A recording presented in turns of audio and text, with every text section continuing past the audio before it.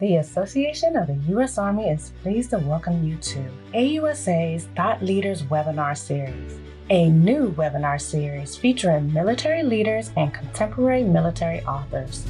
Kicking off today's webinar is President and Chief Executive Officer of the Association of the U.S. Army, General Carter Ham.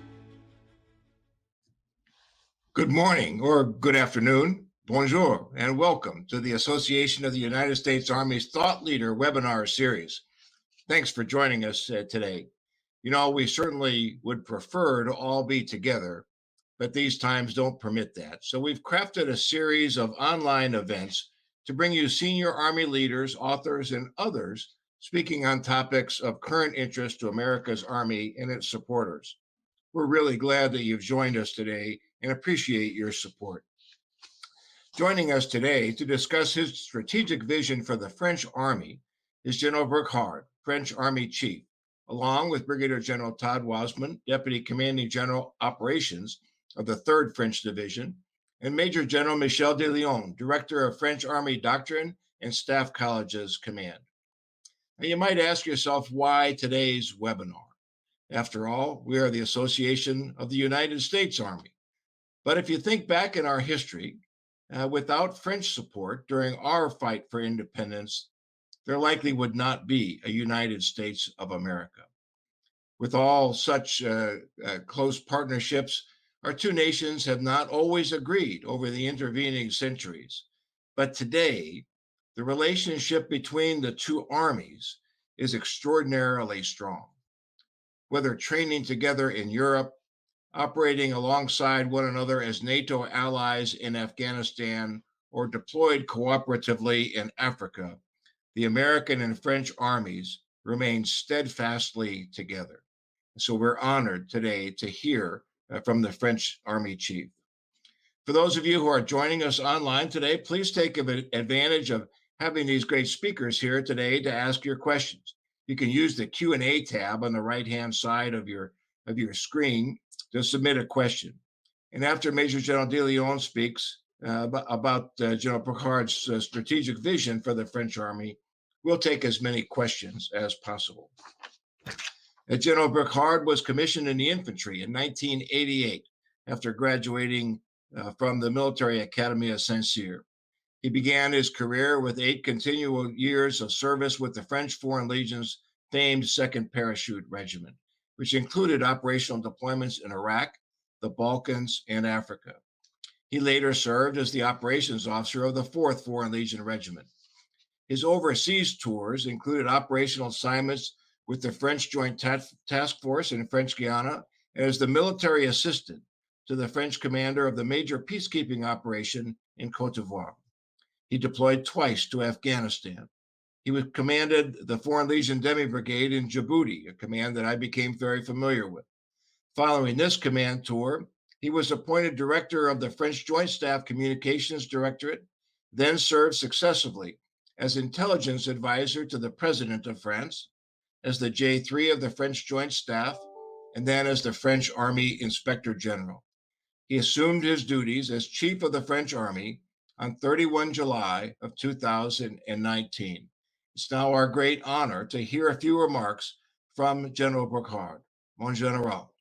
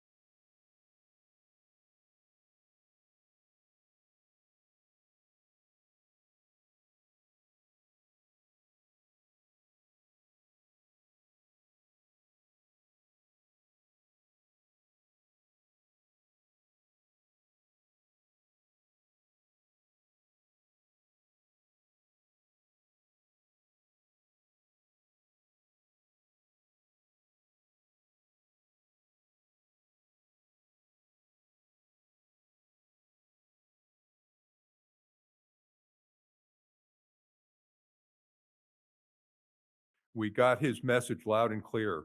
I'm Lieutenant General Guy Swan. I'm the Vice President for Education here at AUSA, and I'll be taking us through the rest of the session here today with General Wasman and General Delion to discuss the French Army's new strategic vision. First of all, I'd like to recognize Brigadier General Todd Wasman, who is the first U.S. general selected as an exchange officer with the French Army, and began serving as the Deputy Commanding General for Operations of the 3rd French Division in Marseille earlier this year in January. Todd was commissioned into the Field Artillery in 1991 upon graduation from the U.S. Military Academy, and he served in a variety of positions throughout the United States, Europe, South Korea, and Asia. He's had the privilege to lead soldiers on a border transition team in Iraq, and he commanded the 1st Battalion, 17th Field Artillery in the U.S. and in Afghanistan. While in Afghanistan, he also served as the Chief of Staff for the Combined Training Advisory Group Army in support of the NATO training mission Afghanistan. He later commanded the 3rd Infantry Division Artillery. While serving as the Deputy Commanding General for support of the 1st Infantry Division, the Big Red One, he commanded the division headquarters forward in Poland. General Wasman's staff experience includes service in the J-35 Operations Division of U.S. Africa Command and the Chief of Staff of the Fire Center of Excellence at Fort Sill. He also served as an instructor and an assistant professor of economics at the U.S. Military Academy. And most notably, he was just awarded the French Parachutist Badge, which I'm sure he's very proud of. So with that, General Wasman, I'll turn the floor over to you. Todd. General Swan, thank you very much. Mesdames, Messieurs les officiers généraux, bonjour. Good morning. I appreciate very much this invitation from General Delion and the support of AUSA to provide a brief introduction today. Since arriving in January of this year, it has been a privilege and a great professional and personal experience to serve as an exchange officer assigned to the 3rd French Division. Since receiving a formal invitation to participate in Warfighter 21-4 next April, a first for a French division in the Warfighter program, and even amidst a very busy year of deployments and other operations complicated by COVID-19, our training priority has been clear: to prepare for operations during the Warfighter in support of 3rd U.S. Corps and adjacent to 2 divisions, the 3rd UK Division and 1st U.S. Armored Division. In our nation's oldest ally, with both the capacity and the will to defend our shared interest, you will find, as I have, a world-class Army at the leading edge of current global operations and always preparing to prevail against potential adversaries. As you have heard from General Burkhard, Chief of Staff of the French Army, and as we will discuss with General Delion, we are in the midst of transitioning the French Army from a focus on counterinsurgency operations to preparing for high-intensity combat, just as we are transitioning the U.S. Army to be prepared for large-scale combat operations. Reorganized from a brigade-centric structure to reintroduce the divisions in 2016, our training and modernization programs are preparing the French Army to fight and win with our allies anywhere in the world. We are continually studying our craft in the French Army, with regular seminars and other forums to find solutions to the challenges of high-intensity combat today and in the future in all domains. Maréchal Foch's 5 principles of war first considered the concentration of efforts or convergence of effects in all domains as early as the 1890s and published in his book Des Principes de la Guerre, or On the Principles of War, in 1903. Warfighter 21-4, which I am told will be the largest in the history of the Warfighter program, presents a unique opportunity to develop interoperability with the U.S. in pursuit of the French and U.S. Strategic Vision Statement. The Strategic Vision Statement includes a French division supporting a U.S. Corps and a U.S. BCT task organized to a French division, as we are doing in Warfighter 21-4. It also includes a U.S. division in support of a French-led Corps and a French BCT organized to a U.S. division that we anticipate in future exercises. Some of our objectives include understanding the Corps and division fights, synchronization of capabilities to win the division deep fight, maximizing our organic capabilities to overcome any capability gaps through coordination with the Corps, and validating and refining the organization of our command post to synchronize operations in the deep, close, and rear areas. All of this requires increasing operability in the three domains of human, procedural, and technical considerations. We look forward to capturing lessons learned from this warfighter to inform our ongoing work to achieve the objectives of the French-U.S. Strategic Vision Statement and the Chief of Staff's strategic vision for the French Army that General Delion will present next. In every case, I'm confident you will find in the French Army a modernized, trained, and ready force prepared to defend our shared interests. And I look forward very much to today's discussion. Thank you. Let me introduce our principal speaker today. Major General Michel Delion is the director of the French Army's Doctrine and Staff Colleges Command. He, like General Wasman, is a field artilleryman, and he was commissioned in 1982 from the military academy at Saint-Cyr. And he began his career in the French Army Airborne Artillery. There he commanded at every level from platoon to regiment. He led his regiment on a major operational deployment to Kosovo, where he then served as the deputy of the European Union Rule of Law Mission. Following successive assignments on the Joint Staff and the Army Staff in operations and planning, he was selected as the deputy commander of the 11th Airborne Brigade and then the commandant of the artillery school. Since August of 2018, he's been assigned to the French Army's Doctrine and Staff College Center, which he now commands. During his career, General Delion has served in multiple areas of operations, including the Ivory Coast, Chad, Central African Republic, the Persian Gulf, and the Balkans, and has been awarded numerous citations. He's also a military history enthusiast, and he earned a PhD in 2014 with a thesis on the history of military thinking. And with that, General Delion, tell us about the new French Army strategic vision. Sir, over to you. Thank you, General Swan. Sirs, dear fellow generals, ladies and gentlemen, on behalf of our Chief of the French Army, General Thierry Burkhard, who you just watched a few minutes ago, I will brief you more in detail on his strategic vision. I am Major General Michel Delion, in charge of the French Army Doctrine and Staff Colleges Command, located in Paris. It's my pleasure to welcome you in the famous historical office of Colonel and future Marshal Foch, a pure military thinker, then a brilliant commander-in-chief during World War I. It's typical of the French autonomous military doctrine, which we are to follow even today with this strategic vision. You can see him over my shoulder chatting with General Pershing. General Burkhard tasked me to develop a new concept of land forces employment, both fully compatible with a joint concept of the French armed forces and interoperable with our allies. My briefing will be illustrated with only 2 slides, the first one describing our line of departure, the second one our concept of operation. Next slide, please, Greg. What we call the line of departure. The French Army is currently well task organized to execute the well-known model au contact, that means maintain contact.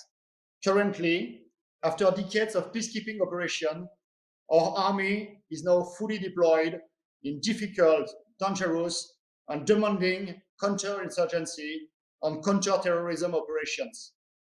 Alongside US forces, especially US Army and USMC, our soldiers have gained and continue to gain a lot of combat experience. For example, in Afghanistan, where our Task Force Lafayette was under RC East Command, I know many American generals who have led this command. In Libya, with an audacious air mobile raid during Operation United Protector. In Iraq, against the Islamic State, with our gunners, special forces, mentors and advisors in the framework of the Operation Inherent Resolve. And I know General Funk saw them in action. In the Sahel region in Africa, during both Operation Servals and Barkhane, under French National Command, and with strong support from your country. And as part of an important deterrence posture, we have deployed our MBTs under the NATO Enhanced Force Presence umbrella in the Baltic states. During those involvements, facilitated by a rapid political decision-making process and a clear chain of command, our soldiers have paid the price of blood. For 2019 alone, we suffered 23 killed in action and more than 500 wounded in action. However, you all know that some clouds are darkening the sky. I think we fully share a common assessment on the incoming strategic uncertainty, further deepened by many recent geopolitical upheavals. This uncertainty is not a surprise. We previously described this evolution, amongst others, in recent French governmental papers, the White Book in 2013 and the Strategic Review in 2017. In today's context, where tensions are so numerous, one can observe that military force is coming back as the way to settle conflict using well-known, direct and fully assumed methods in addition to indirect approaches. We all know that the new emergence of symmetric conflict is therefore now a credible assumption. Military force is also used within new, unpredictable and more insidious courses of action, which privilege intimidation and manipulation in a new, indiscernible and non-proclaimed form of war in order to obtain clear strategic benefits through a fait accompli policy. Faced with these extended areas of warfare, the ability to integrate effects into the electromagnetic environment, the spatial domain, cyberspace, and the information environment will thus be more than ever a determining factor to obtain the operational edge. Next slide, please, Greg. What we call courses of action. On the top of this second slide, you will find the final objective, a battle-hardened army achieved mainly through robust training. In spring 2020, General Thierry Burkhard published his strategic vision for the French army. This vision aims to move the army towards operational superiority by the year 2030. The end state is to have an army that is durci or battle-hardened, ready to engage in the most demanding forms of combat and capable of winning. On this second slide, you will find the overall environment of land forces operating in the 5 dimensions or domains, either as the main operator, the supported force, or in support of other services, all in the framework of a joint and combined fight. I spell other domains: land, maritime, air, space, cyber, and electronic environment. You may recognize them as shown in this artistic picture. I assume this is approaching your multi-domain operation 2028 concept on your more recent project, Convergence 20. To meet this end of a battle-hardened army, we choose 4 lines of operation, symbolized by green, brown, and black arrows, including soldiers, capabilities, training, and efficiency. Those 4 lines of operation describe 12 objectives or projects to be conquered before 2030. Of course, as soon as we will conquer an objective, we may find another opportunity to refine our course of action. After a short overview of the baseline IDES Project 1, of which I'm in charge, I will detail some of the major projects you may be interested. As overall framework of the action, Project 1 aims to develop a new concept of employment of the land forces for the 15 coming years. This concept will describe the Army's contribution to the overall prevention and intimidation strategy with a deterrent posture.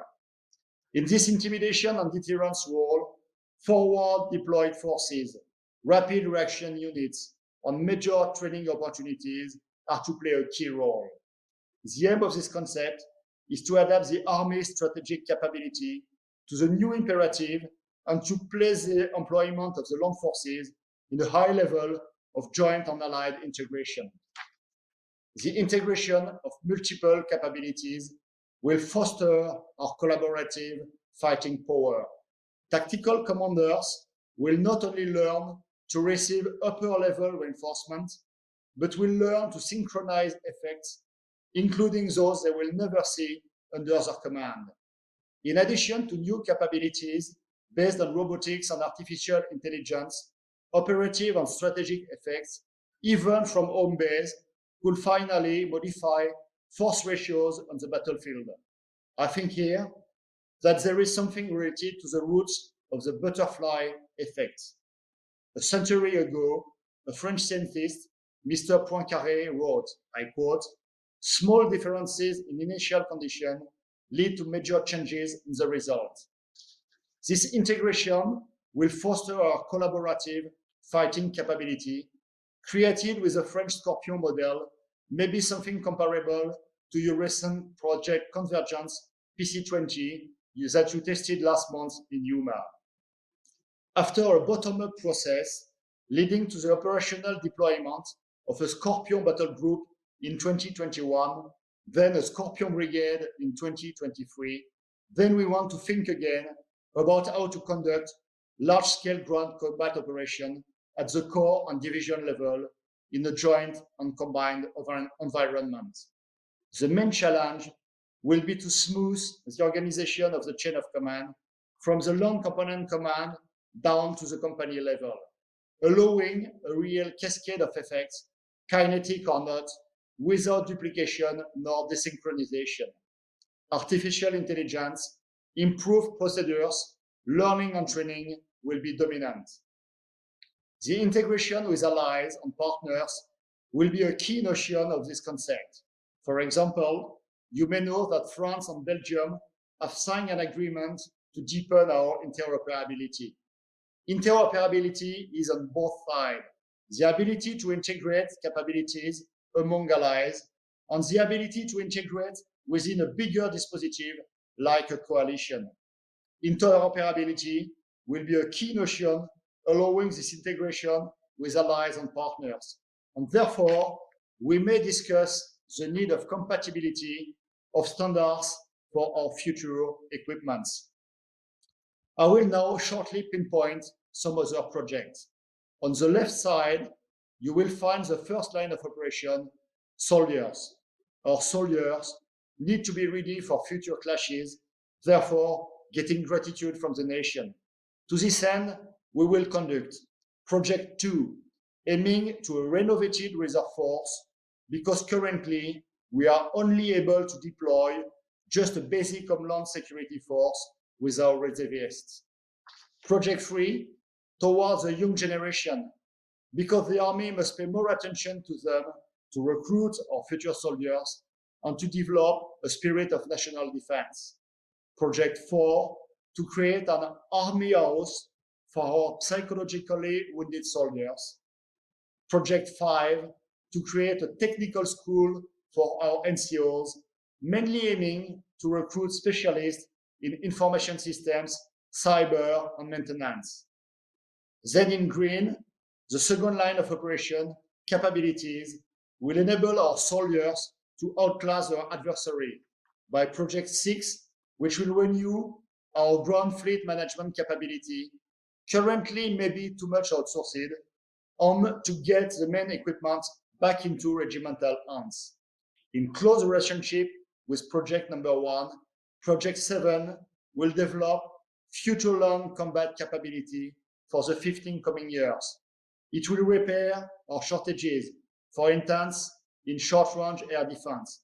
It will focus on heavy land capabilities after our current medium Scorpion model based on wheeled combat vehicles. It will be structured around a main ground combat system and a combat indirect future system. It will be conducted in cooperation with our European partners, mainly Germany. I think there is some space for future talks with US Army Future Command, with TRADOC, with USMC Combat Development Command, especially in the field of the compatibility of future standards. Then in brown, the third line of operation, training, focusing on symmetric engagement. This encompasses Project 8, based on an effect-based approach, merging kinetic and non-kinetic. This project aims to adapt our operational headquarters structure to enable them to further integrate effects both in the physical and non-physical environments, to adapt our training to combine the kinetic and non-kinetic effects at each opportunity, to adapt our skills to meet the needs for force protection and counter-aggression of the adversary in all the domains of conflict. Project 9 and 10 aimed at the training concept by renewing our facilities, currently a little insufficient for symmetric warfare, and developing a LiveX culture. Project 9, renewing our facilities, aims to increase our training capabilities. Maneuver areas, including polygons in constrained electromagnetic and cyber environments, areas in open terrain, airspaces, and distributed simulation tools. As many French officers, I had the great opportunity to train with the 82nd Airborne Division in your 7th ATC range located in Grafenwöhr, Germany. I think it is something we need to build on. Project 10 will aim to organize an open field live divisional exercise to train our multi-domain maneuver in a symmetric conflict. Division level will be pivotal. It's our challenge after decades during which we may be focused for the French Army too much on a single level deployment for operation and training. I will quote two examples. In the operational field, we deployed a brigade headquarters as a joint headquarters in Central Africa, therefore drastically simplifying the chain of command. Regarding training, we are used to train with a very robust primary training audience, but with very thin environment as ICON and LOCON.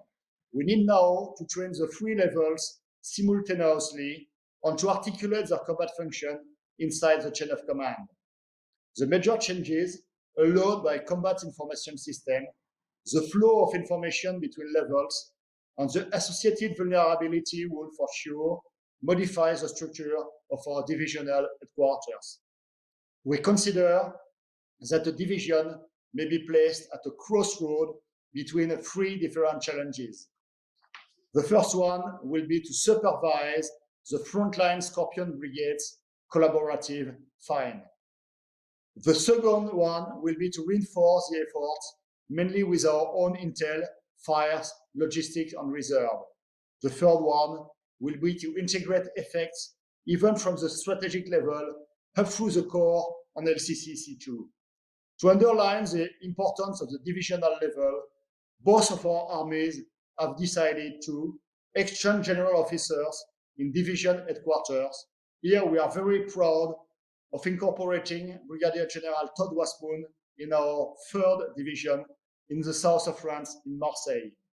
We decided to train our 3rd division under the 3rd US Corps during next Warfighter 21-4, then to duplicate with later a US division under a French Corps. We decided to prepare the next generation with an officers exchange program, like Rising Leaders with USRR next spring, on higher level military education for majors, both in the French École de Guerre Terre, the French Army War College in Paris, and simultaneously in Fort Leavenworth and Quantico. Now a short focus on Project 10, which consists of conducting a symmetric LiveX. It will implement the widest range of capacities in compliance with the new concept of employment. It will be characterized by the large deployment of major equipment on the command structure. It will develop joint and combined interoperability, as well as the integration of partner units.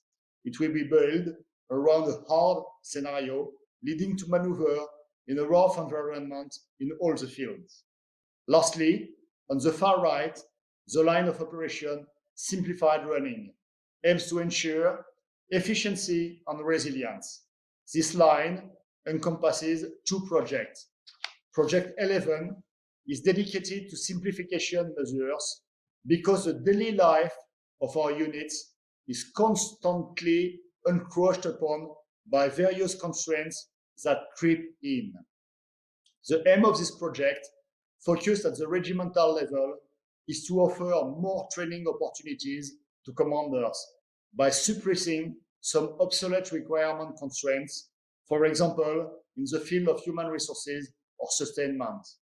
This approach is fully linked with leadership, and so we will involve our young leaders in this project. Then Project 12 aims to modernize the evolution of our support system in order to incorporate the latest civilian progress and the lesson learned from COVID-19 pandemic crisis. To save money, we often choose during the last decade to outsource some supplies and to privilege flow versus stocking. We are currently considering this from another perspective to upgrade our resilience. Ladies and gentlemen, this concludes my briefing, and it will be my pleasure to answer to your questions. Well, General Delion, thank you very much, and General Wasman as well for your comments. I would remind the audience here today that if you have questions for either one of these gentlemen, to please use the Q&A tab on the right side of your screen there to ask a question. I'll start off with a couple of questions here myself. And for General Delion, both of you, General Wasman as well, spoke about the upcoming Warfighter 21 exercise. This appears to be the first major exercise of this new strategic vision, and I'm very excited to hear about that. A joint exercise with the U.S. and the U.K. For both, for General Delion, what are the expectations for what comes after Warfighter 21-4? Where should both the U.S. Army and the French Army go after that exercise? If you could give us your thoughts on that. Thank you, General Swan, for this very good question.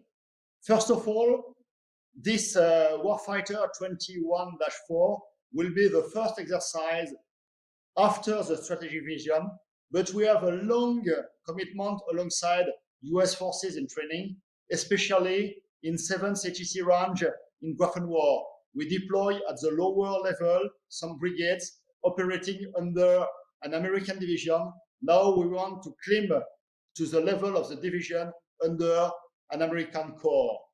On beyond, what will be beyond? Firstly, I assume that our desire to increase our interoperability with our closest allies is not an empty word for us. In my opinion, and Todd said it, interoperability is human, technical, and procedural. The human approach is maybe the more important we need to pursue with our officers' exchange program. And the other key point is the compatibility of standards, and it's a notion we prefer to a standardized equipment. Our current enemy, I think, are very diverse. Future threats look like they are going to be very diverse. Therefore, in France, we are convinced that preserving a form of diversity among our nation will offer us the chance to confront more efficiently to coming challenge. So, after exercise Warfighter 21-4, we have to follow this path. Continue training. The next objective will be to integrate a US division under a French corps, not later than 2025. And as far as the LiveX 2023 is concerned, I mentioned it, even if we intend to conduct it on a national basis on our homeland, of course, our both staff could consider US forces level of participation during next staff talks. So I hope it's cover the full spectrum of your question, General Swan. And maybe Todd, if you want to add something. Yeah, Todd, how about from the American perspective? So it's been an interesting process trying to get ready for 21-4. And in comparison with previous warfighters that participated from the US side, integrating a European ally in 3 UK division, I think the greatest challenge we're facing interoperability has less to do with the human dimension. It's critically important to strengthen those relationships, but frankly, the armies are so similar in their approach that part's fairly easy. Our challenge is not technical. Most of the challenges that we run into have to do with our policies. I'll give you an example. The ASCA protocols make it fairly routine now for allied nations who participate in ASCA to maintain digital connectivity for fighters. For intel, we can exchange intelligence and information technically quite easily. What prevents us from doing it are the policies for sharing that information. And logistics lags behind. Our ability to develop a digital COP for logistics right now is frustrated both by technical advances that we've committed to jointly and also to the policies to do it. So we're looking forward to learning a lot during Warfighter 21-4. And I think the question started with what comes after.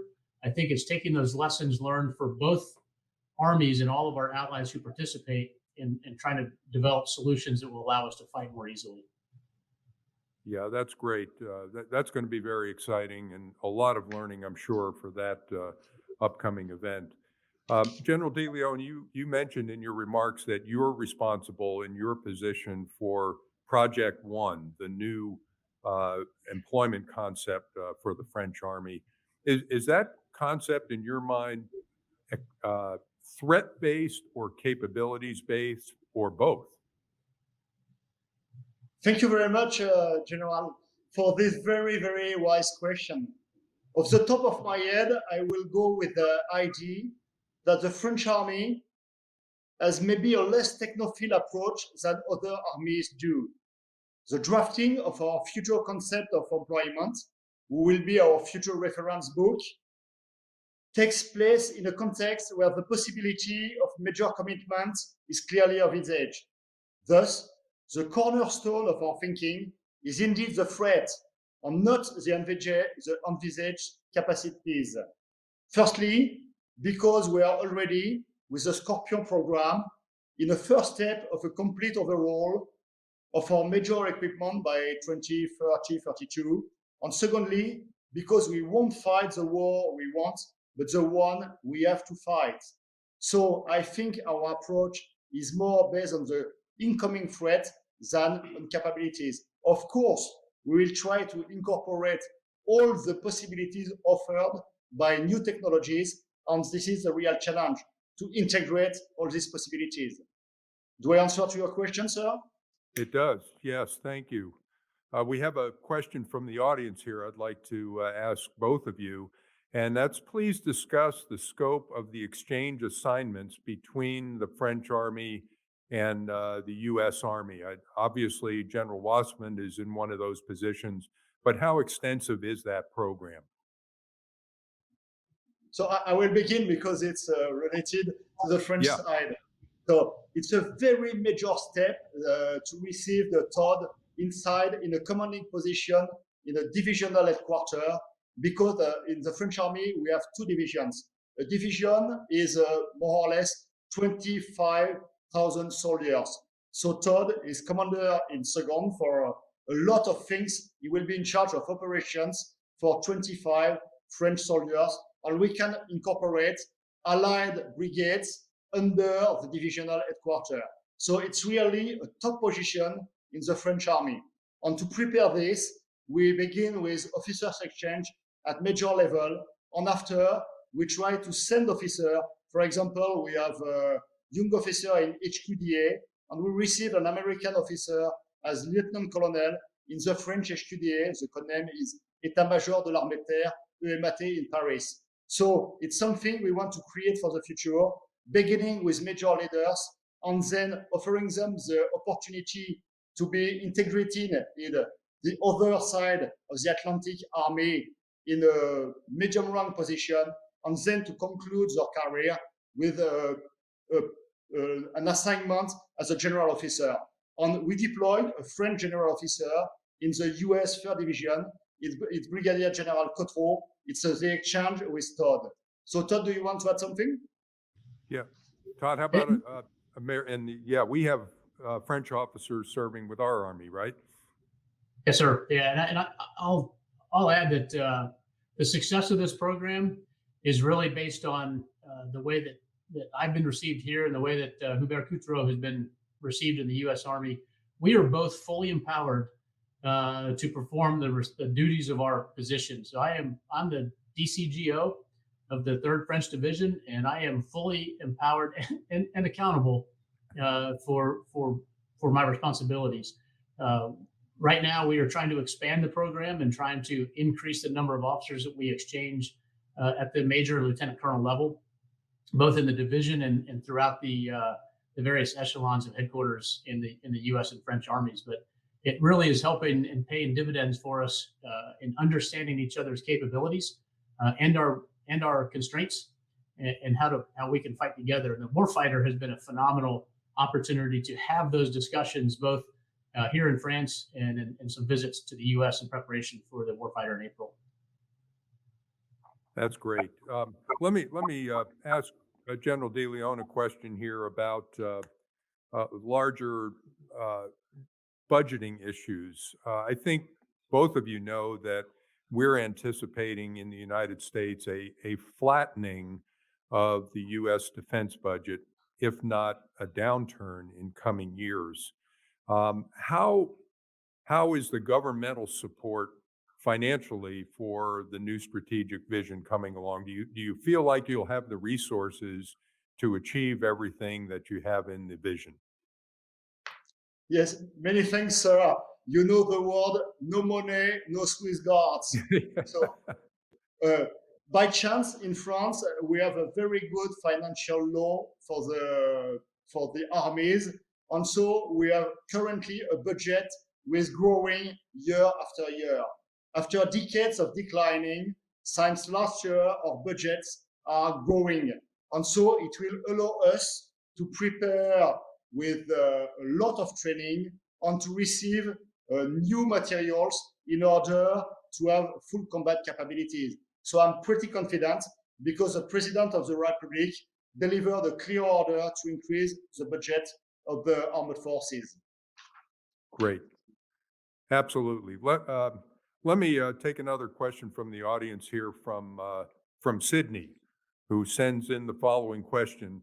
How will the French Army balance its ongoing counterterrorism commitments in West Africa with this new concept of more high-intensity combat operations focused on Europe and perhaps on Russia? How are you going to balance both of those missions, General? Many thanks. So first of all, we are not facing Russia, to be very clear. We are facing threats, worldwide threats, maybe. And a lot of our training is currently dedicated to previous deployment training in order to be fully sure that soldiers are able to fulfill the mission they have to deliver during the current counter-insurgency operation. But we think that the future enemy may be more aggressive than the current enemy we are facing. So we want to train, and we will try to smooth the organization of the army. And that's why we have a line of operation with simplified running. The only way to spare time is to simplify the daily life of our units, allowing commanders to go to field, range, on other facilities to train. And it's not a revolution in our mind, but it's a better balance between what we do before being deployed on current operation and preparing to think to future operation, merging kinetic and non-kinetic aspects. Yes, that's good, General. I wanted to also touch on another issue that came out loud and clear as I read through the strategic vision, and we're facing this in the United States Army as well, is how to balance the full-time active force with the reserve forces. You have a large reserve force in the French Army. How will the strategic vision affect those forces? Yes, sir. It's something we are currently considering because our reserve forces are currently mainly dedicated to homeland security, more or less, and to fulfill the gaps in the active duty army if needed. So what we are considering during this, the work and the planning of this future concept is to have maybe a more robust organization for general security. And in homeland, it's not first responsibility of the army. We have civilian security force. We are on first line. Also, we are in support of those civilian security forces. We think that if we have to deploy overseas, we may have a real area where maybe reserve units could conduct a general surveillance mission or general security for stocks, infrastructures, and flows, maybe. And we will consider that when a soldier is leaving after a contract during a 5 years period, is supposed to be called back by a law, if needed, to join again his former unit. And he will be on a reservist position in this case. So that's what we are thinking on, but nothing is definitely stabilized, sir. Yeah, great. That's a big issue for our Army too, is what we call the total Army effort, and it appears that the same is true in France. We're getting down to the last couple of questions here.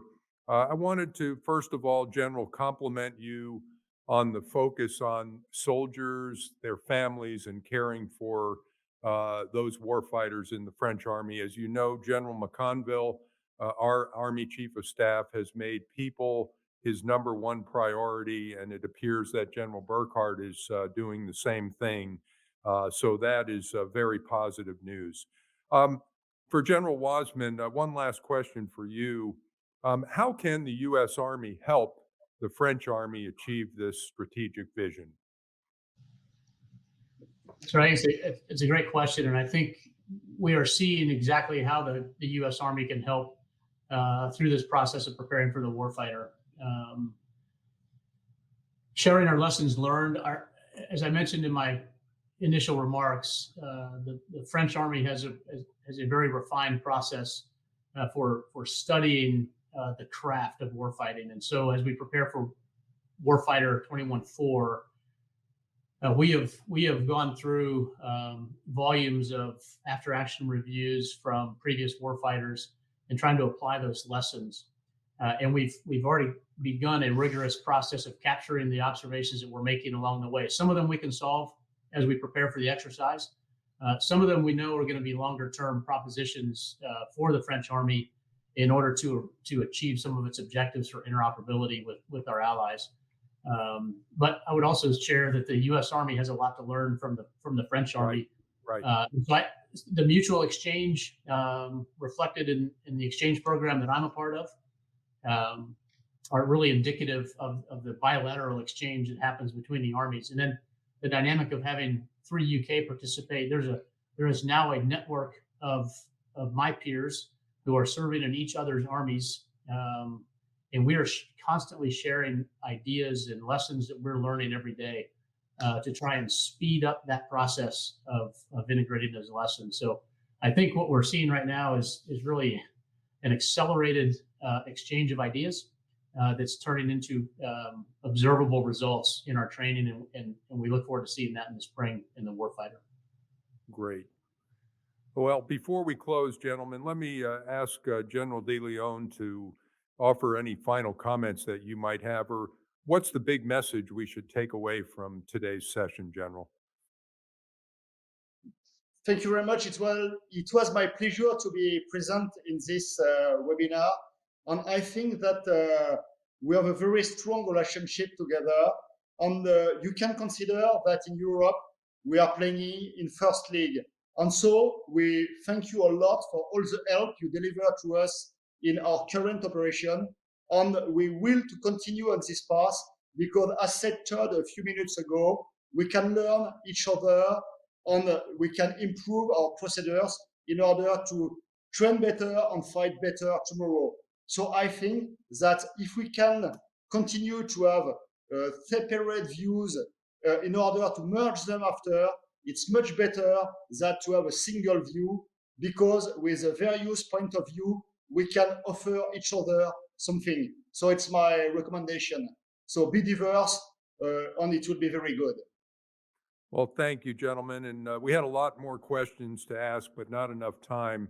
So we'll take these questions and get them to you so you can see what people are interested in. But again, General Delion, General Wasman, thank you very much. This is important for our audience. As General Ham mentioned, France has been our first and strongest partner for our nation throughout many conflicts, and that's going to continue into the future. And this session helps us understand where the French Army is headed and how the U.S. Army is going to be a partner in that vision. So, gentlemen, thank you very much. And before we depart today, I'd like to inform our audience of some upcoming AUSA events. Our next AUSA Noon Report will be on the 2nd of December and will feature Command Sergeant Major John Sampa, who is the Command Sergeant Major of the Army National Guard. Our next AUSA Thought Leaders webinar will be on the 4th of December with Lieutenant General Retired H.R. McMaster presenting his new book, Battlegrounds, The Fight to Defend the Free World. And then on the 9th of December, we'll host another AUSA Noon Report with Command Sergeant Major Andrew Lombardo. Sergeant Major Lombardo is the Command Sergeant Major of the Army Reserve. These are just some of the great speakers we'll be bringing to you in the coming weeks. We hope you'll join us. For more information about these events or any other AUSA event, please go to the AUSA website at ausa.org. And finally, we want to thank all of you who are AUSA members. Membership really does matter. Through your membership, you support soldiers, Army civilians, and their families, and help us put together programs like this one today. Take another look at your robust member benefits. Membership actually pays for itself if you use your benefits.